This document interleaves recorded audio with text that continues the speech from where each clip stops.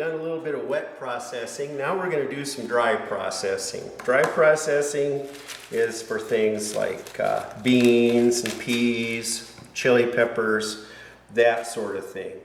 So you can see this is beans the way that we would eat them. Stir fry. These ones here, we could shell them into a pot, cook them with a little bacon. But these are completely dry and the pod snaps.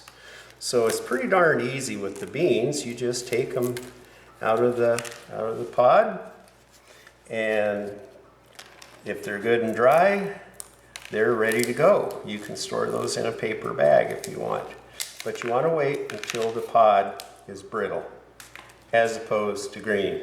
Something like this, the seed is not ripe and it will never grow.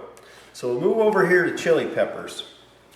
So this is a Midnight Dreams bell pepper. It's purple, but that's how we eat it. Well, this is ripe enough for seed.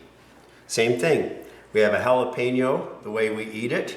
This is where it needs to go to be ripe for seeds. Mia orange, Anaheims. So to process your chili seeds, what we do is we cut it open and we take out the seeds, and again we just spread them out on this plate like this and let them dry for a couple of weeks, and then we put them in a paper envelope and they're good to go. Nice thing about chilies, you can dry the pods before you take the seeds out. You've got a lot of leeway here. I know people that just cut them out like that and let the seeds dry in the air, and you're good to go. So that is dry processing.